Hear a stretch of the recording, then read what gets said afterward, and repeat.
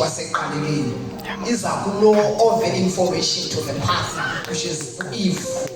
Hallelujah. But the aim yochaba was to trick lo wesifazane so that uchaba luzobana access to mankind. So the plan yongendawo was to take control, but kwafuneke as in a form of ukuschema kubona lokuqhophololo amaqhinga. So usazana into ayenzayo because uyayazi uba umuntu unikwe i-control on earth, but yena wayifumana i-control over mankind, but wayengenokwazi because of i-dominion that was given to us, because we were given the word.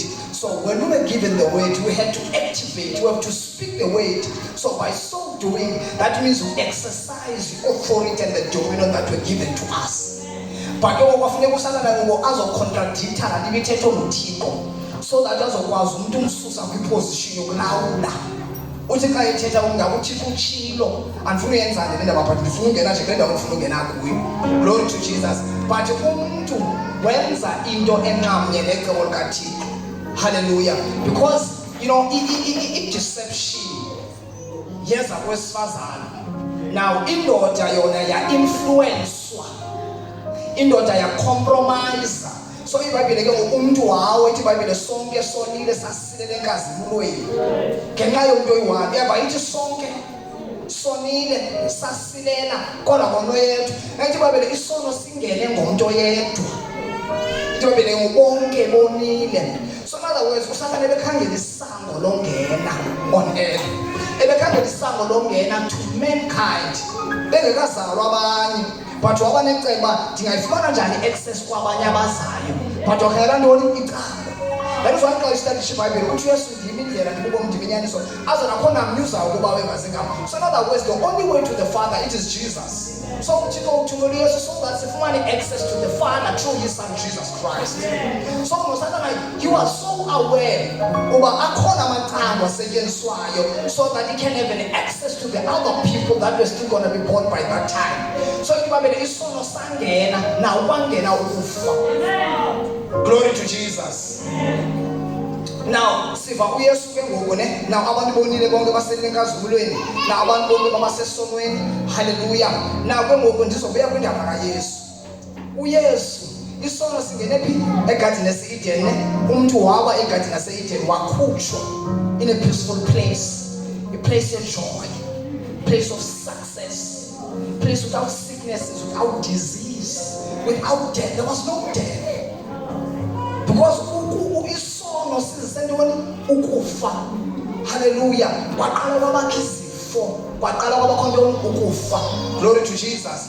Now njengoba singenile isono egadini yase-Eden, glory to Jesus, noYesu uyathandaza egadini yaseGetsemane.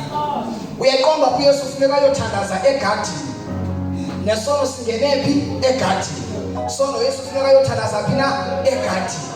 So uthi ke ngoku uYesu xa ethandaza ne, uthi bawo mayidlule le ndebe, ingabi kokwam ukuthanda kodwa ibe kokwakho ukuthini? Ukuthanda. Hallelujah. So which cup was he talking about? Ebethetha ngendebe, that means the cup of wrath. Because indebe kaNkulunkulu yenqube, because khona kuthiwa i-cups. When you study the book of Revelation, iBhayibhile ithetha ngezinetho that will take place when the church is taken away. Now angels ezizawuthulula i-cups. So that means the cup kaNkulunkulu will be full by that time. So into enzekayo ne, uYesu uzile ne wazoba a-substitution. Funthetha ngaloo nto. Glory to Jesus. Hallelujah. Glory to Jesus. So uYesu uzile wazoba intoni? Wazoba a-substitution.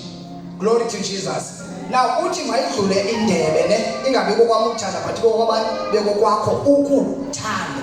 So in other words, ebethetha ngecup yenqondo. Glory to Jesus. Now ke ngoku uYesu ukuza kwakhe ne, wayezoma endaweni yam nasendaweni yakho. uYesu he became a substitution ngenxa yokufeyila komuntu in the Garden of Eden. So uYesu wazomodela ezobonisa uluntu lonke before aye emnqamlezweni, ezobonisa the way ebekufanele uba abantu baphile ngakhona, because they were given control and the dominion over anything on earth, even over Satan himself, before he was even cast on earth. Glory to Jesus. So we are modela. So it's not a substitution, it's not a replacement. If you check the life of Jesus Christ, he never even failed a single word of God. This is the kind of life that we were given in the Garden of Eden. So that so that the so that the yield to good tricks, the devices and the schemes of the wicked one. Why? Because we're given authority to tell the enemy to back off. Hallelujah. Let us quickly check the book of Isaiah, chapter number 53. I think I have 5 minutes left. Hallelujah. The book of Isaiah, chapter number 53. Glory to Jesus. Hallelujah.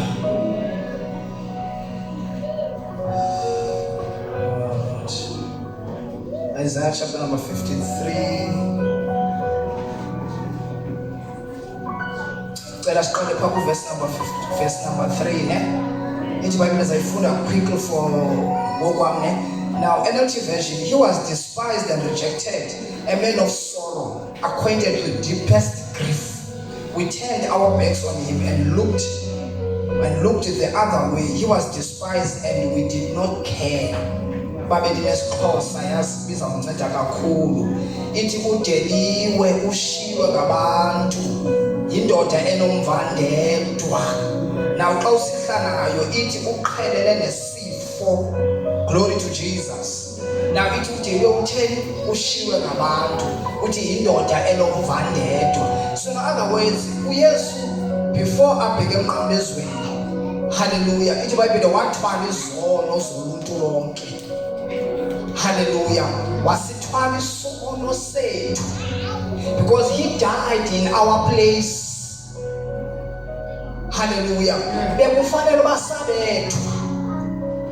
Bekufanele ba uNkulunkulu dealt with us because of what took place in the Garden of Eden. But uYesu weza waba substitution. Wayemnqamlezweni uYesu ngenxa yami nangenxa yakho. Ithi iBhayibhile udeliwe ushiwe ngabantu indoda enomvandedwa. So in other words, uYesu wathatha isoro sethu. Isoro yile-level ye-sadness.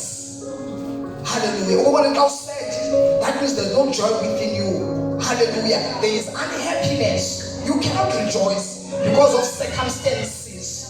So uYesu wathatha isadness sethu, okwakudakumba, okwakukhathazeka, lamivandedwa, okwakunxunguphala.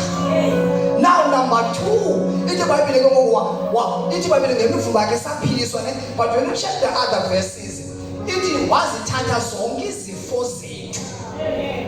Glory to Jesus. You know that happened before they bumps emnqamlezweni. So in other words, when we are born again, glory to Jesus, we are born into a life without sicknesses and disease. Hallelujah. uYesu wazithwala izono, wathatha ukunxunguphala, wathatha imivandedwa, wathatha imigowo.